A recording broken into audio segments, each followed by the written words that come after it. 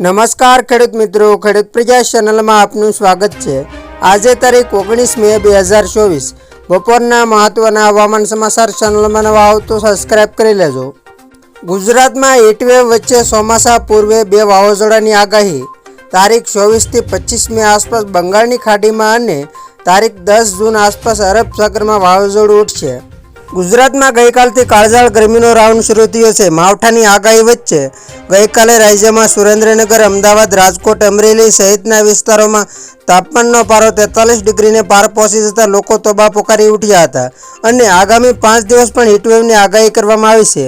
ત્યાં ગુજરાતમાં ચોમાસા પૂર્વે બે વાવાઝોડાની આગાહી આવી ગઈ છે। ગુજરાતમાં છેલ્લા થોડા દિવસમાં તો કાળઝાળ ગરમીની સાથે વરસાદી માહોલ પણ આપણે જોઈ લીધો છે। વિવિધ આગાહીકારો પ્રમાણે ગુજરાતમાં 15મી જૂનની આસપાસ ચોમાસું બેસવાની શક્યતા છે। ત્યારે તે પહેલાં અરબ સાગર અને બંગાળની ખાડીમાં બે વાવાઝોડા સક્રિય થવાની શક્યતા છે। જીએફએસ મોડેલ પ્રમાણે બંગાળની ખાડીમાં 24 અને 25 મેની આસપાસ એક વાવાઝોડું સક્રિય થઈ રહ્યું છે, જ્યારે અરબ સાગરમાં 10મી જૂનની આસપાસ અન્ય વાવાઝોડું સક્રિય થઈ શકે છે। સામાન્ય રીતે ગુજરાતમાં ચોમાસું 15મી જૂનની આસપાસ બનતું હોય છે, જો કે તે પહેલાં 15 દિવસમાં બે વાવાઝોડા ત્રાટકવાની શક્યતા છે। ફરીથી ચિંતામાં વધારો થયો છે। 25 મે સુધીમાં બંગાળની ખાડીમાં એક વાવાઝોડું સક્રિય થઈ રહ્યું છે, જેની સૌથી વધુ અસર પશ્ચિમ બંગાળ પર થઈ શકવાનું હાલ અનુમાન લગાવવામાં આવ્યું છે।